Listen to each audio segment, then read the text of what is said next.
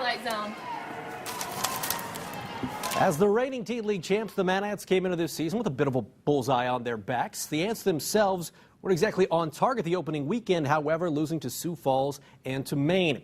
Tonight, Ants in Erie for their first road game of the season, and as you see, the Ants do fall to the Bayhawks 94-87. Andre Emmett, the guy out of Texas Tech, Bob Knight's protege, 22 points to lead the Ants. They're now 0-3 on the young season. Ants and Bayhawks do play again tomorrow night. That is in Erie.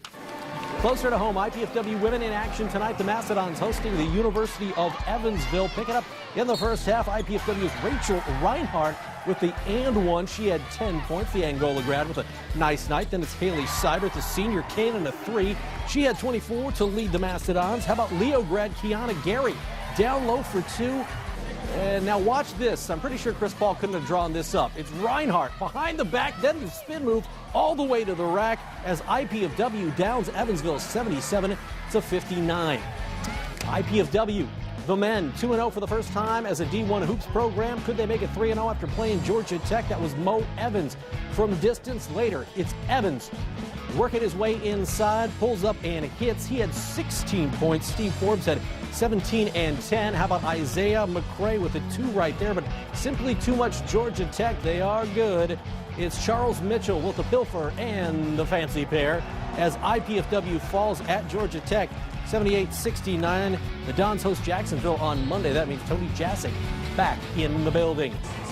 In girls basketball, Southside at Carroll. The Chargers off to a 2-0 start coming in early on. That's Madison Peterson, one of the area's top shooters. She had 26 on the game, but it's South going the other way. Maria Moore, she had 19 dishes to Shamri Jackson for the triple. Southside hanging around, but Carroll's going to use some size. How about Jacqueline Quay, the volleyball standout? The 6'2", not supposed to be able to do that. Gets the 2 for Mark Redding's club. Later, it's Chelsea Rogers, stop and pop for 3, but South falls to Carroll. Chargers now 3-0, 61-45, your final.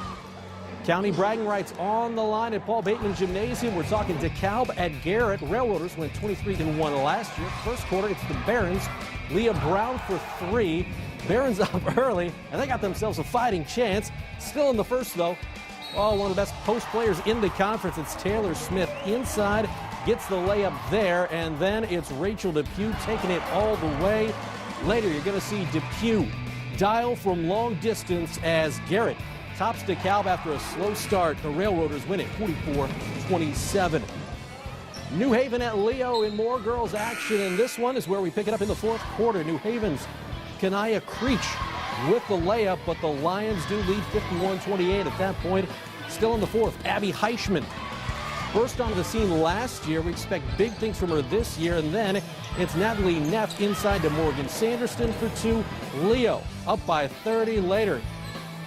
Camia Finan pops one in, but New Haven would fall to Leo 67-33.